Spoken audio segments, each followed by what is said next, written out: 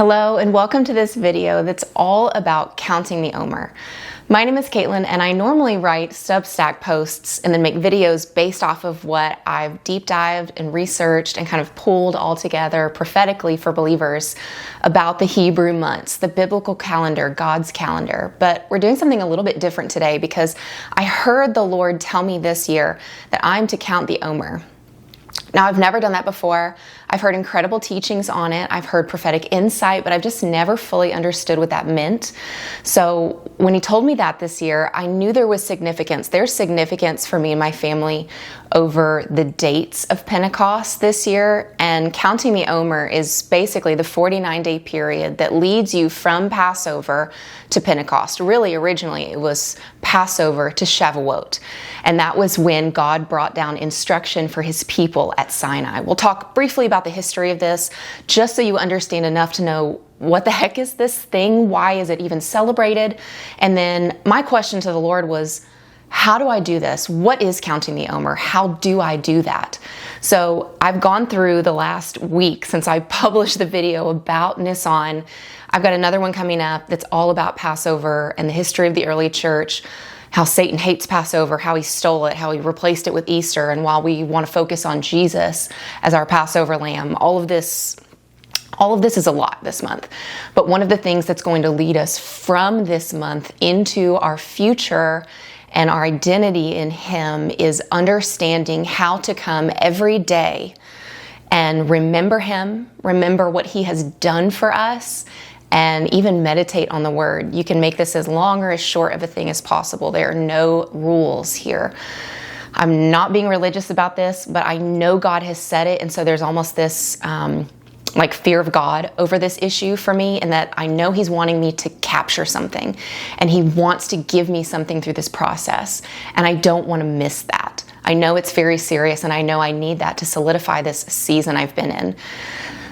Because whenever we get to Pentecost, that day holds great significance in that it will be the end of a 1-year grieving cycle that I've been in, to be fully processing all that God has said, dealing with my emotions, hearing from him, and kind of getting rooted and established and fully going forward in what he has said, not just my circumstances or how I have felt about them.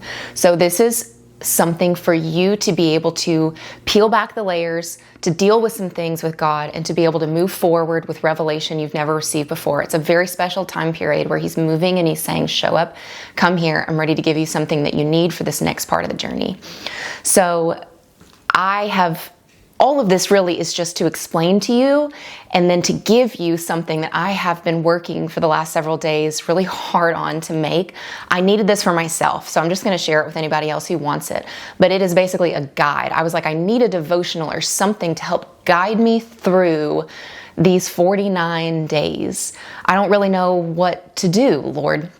So he started having me go down these different trails, and I found that each week has its own theme. So I dived into, in the Old Testament, what is the Hebrew word that is associated with the theme of this week? And then what's the Greek equivalent, so I could find the scriptures over that theme, that issue, whatever you want to call it, in the New Testament. So I've got Old Testament verses and New Testament verses that you can meditate on throughout the week. But then I also have a portion. It's so important that we remember what God has done for us, because this was all about God, the Israelites remembering how he had set them free from slavery in Egypt. We have to do the same thing. That, some people call it gratitude, whatever. It is so powerful. It can literally rewire your whole brain, change the way you see life, and open up your future. It changes everything. Do not underestimate even the simplicity of a gratitude. So that is in there as well. And then I just kind of jumped into, what does the number 1 signify? Where can we find that in the Bible? Number 2, number 3, because each week holds significance in that there is a number associated with that month. Or that week. It's the 3rd week. It's the 4th week, whatever it is. So I'm going to read to you really quick, just my personal notes, so you'll get the vibe behind this whole thing, and then a little bit of the history. I'm going to try to make this brief, but just enough where anybody who's interested, without having to sit here and read through this whole PDF, even though it is in the PDF, you could just immediately right now jump to go get that and start walking through that. I will say, when do you start this? Start this on the 2nd day of Passover. I keep wanting to say Pentecost. I'm so sorry if I mess up and say that later. Passover is the starting date. Pentecost or Shavuot is the end date for this whole process. But what we're going to be doing is, I think it's April 2nd. I will make a little brief Substack post just so you can get the details, and then a link to the download that I'm talking about right now. It's a several page PDF. It's free, just to help us all navigate this well and hear from the Lord for our future. So anyways, my intro note, I'm just going to read this to you, okay? I said, this year God has said that I am to count the Omer, and I've never done this before. And while I've done a ton of research to even discover what counting the Omer truly means and how to do it, we can never, through religious acts, recreate the power of what God can do by His Spirit. So do not worry about following the guide perfectly. However, there is a seriousness in engaging in each day because there's a weight of glory over this issue. A prophetic word came forth Sunday that tells us this is a time to take things seriously, expect miracles, and be prepared to enter into the new revelation by the Spirit of God. So Chuck Pierce Sunday actually said something that really lit the fire under me, and he said that in 5786, the 6 is all about where you stake your claim on the next 4 years, which takes us to the end of this decade. That's what this Passover is about. And if you accelerate into it, you'll secure the next 3 generations. It's that important of a time we're living in. So I took that really seriously because I know if He said it, God said it.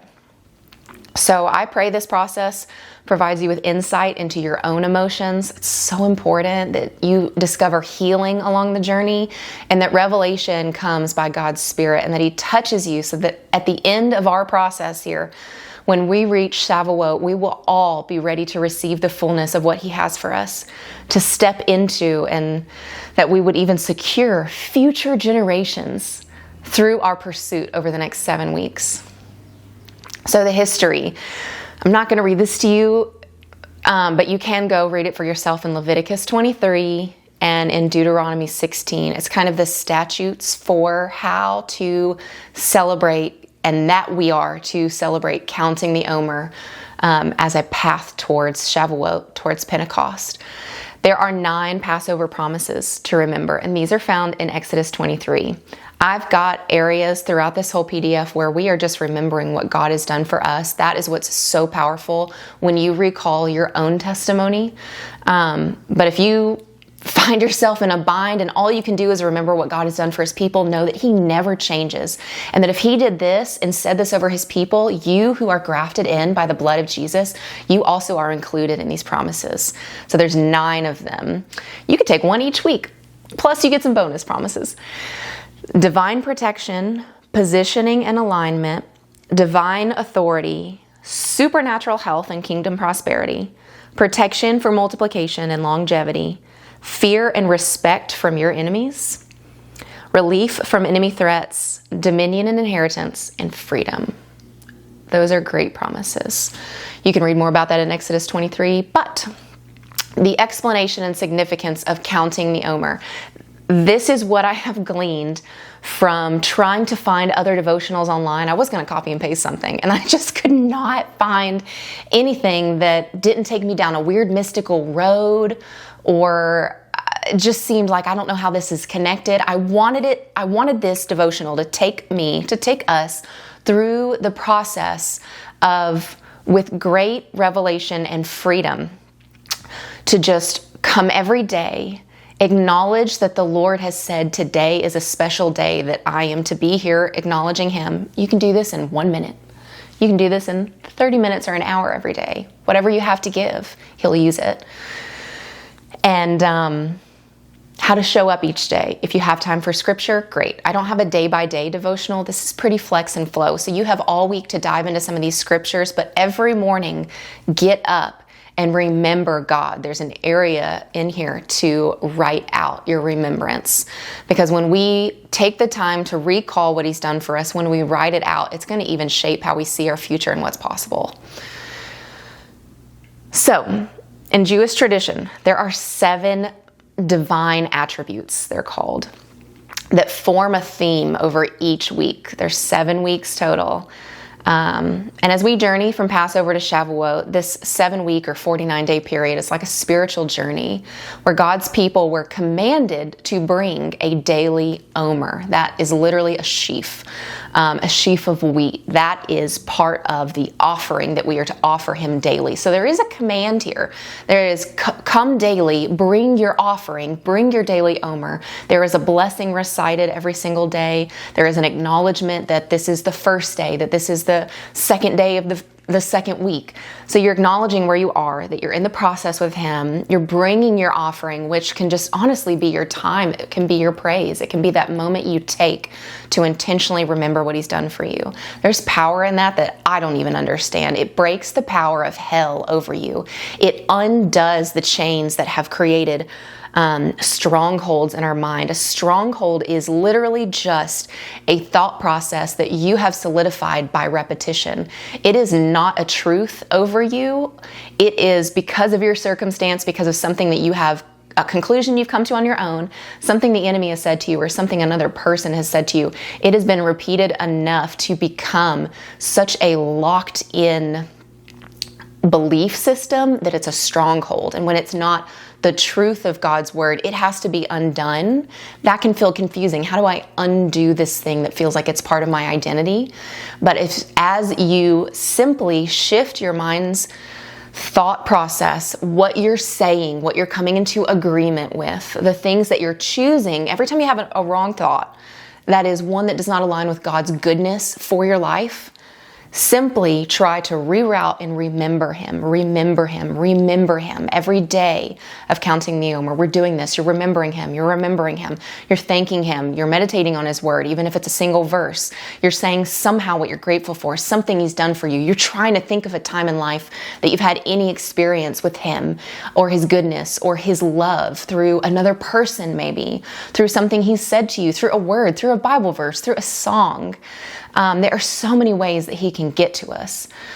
So through that, new neural pathways are formed. I've kind of jumped ahead, but this is the scientific process through which we renew our minds.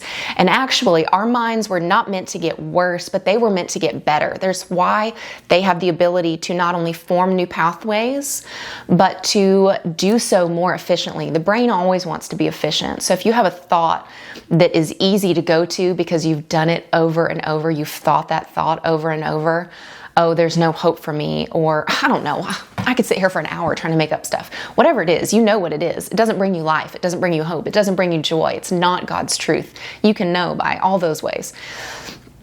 Anyways, that's the easy path our brain wants to take. It's trying to conserve energy. So it is kind of hard to practice new thoughts. It's not about being perfect.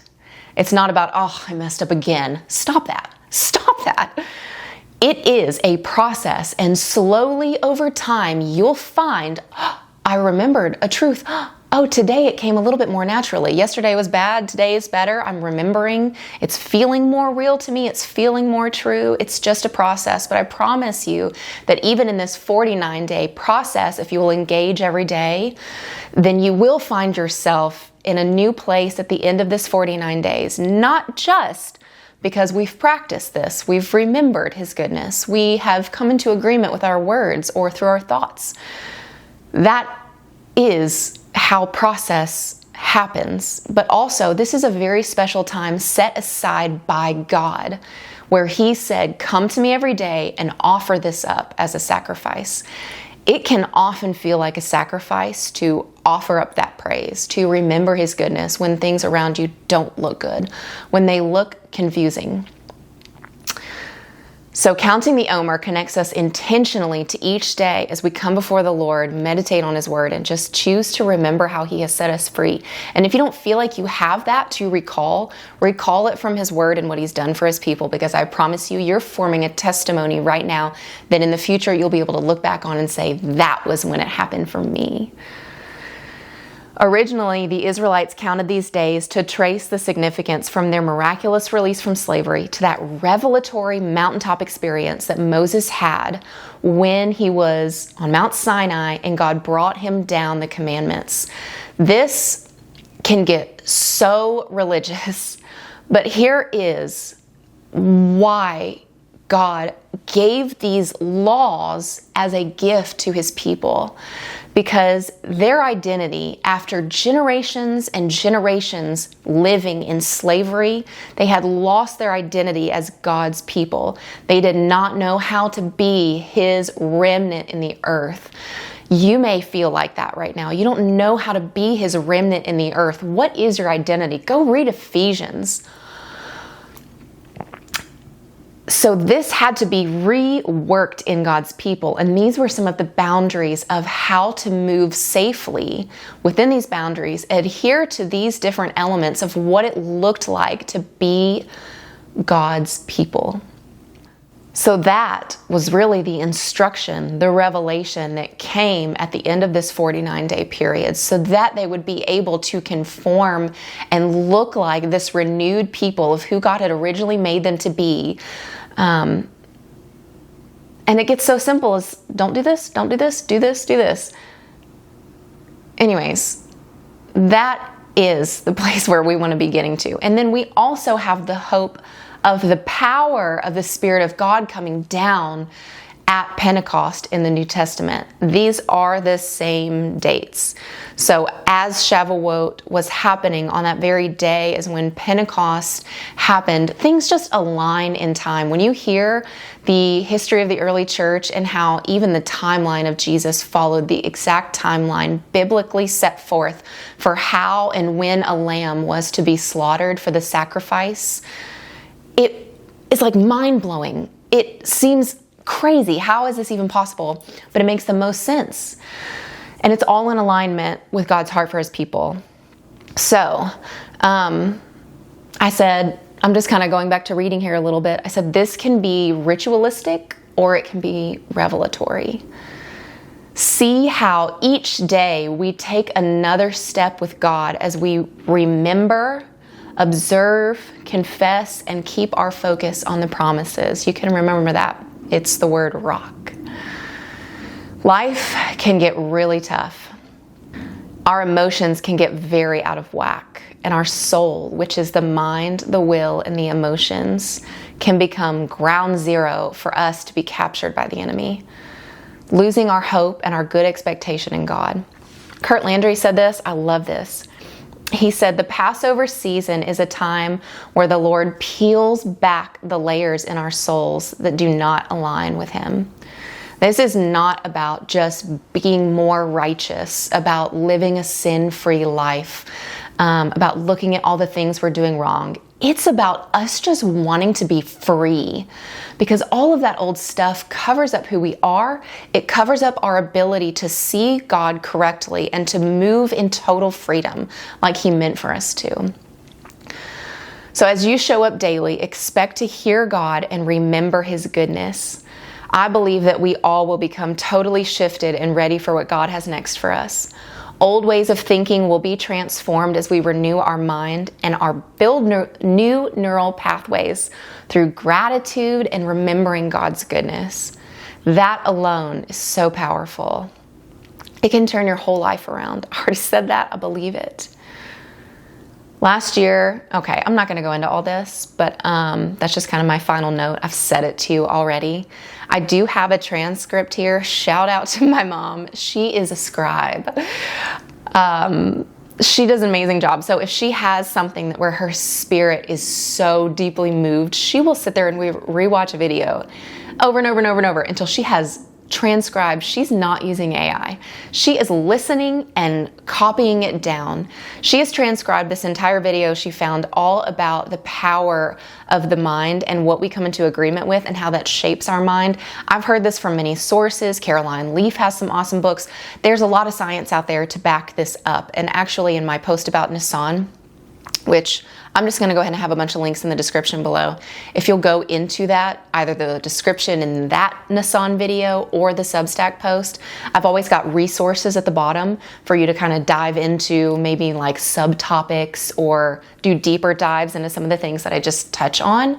But there are several great resources, a couple quick videos that you can watch, one YouTube video, and 2 books you can read if you really want to dive into this area through a biblical perspective of what is my mind capable of? How do I transform my mind? How do I rewire my brain? And part of it, this decade, the pay decade that's associated with the mouth, is that we have to align our words with what God is saying. I have found myself in self-inflicted curses over the last several years, and God literally showed me that it was my words that were coming forth so that I could try to get relief from the emotions I was feeling over what I was walking through. We try to get relief by sharing it or making a joke about it or expressing our emotions to someone about how we're feeling. There are times and places, hear me, where that is appropriate when you need encouragement and for truth to be spoken into you over those issues. But you can check your own self and you'll know, am I actually looking for feedback because I need help, or am I just trying to get relief from my own emotions? That stuff comes up out of us and we just talk, and you will find yourself entering into a curse through your own words. I had been speaking things because I was under so much pressure when my second child was young. Her sleeping was terrible for multiple years. I was awake 4, 5, 6, 7, 8 times a night, and I was losing it. But I found myself in the pressure of that season looking for relief, and through my words, I actually formed a curse over her and myself and the situation we were in, and the Lord, through His grace, undid that and caused me to shut my mouth. So sometimes it's as simple as you feel like you need to say that thing to get relief, do not. The Lord has told me, well, I can't say that right now, but He's told me some things that I need to not speak no matter how intense the pressure in my emotions is.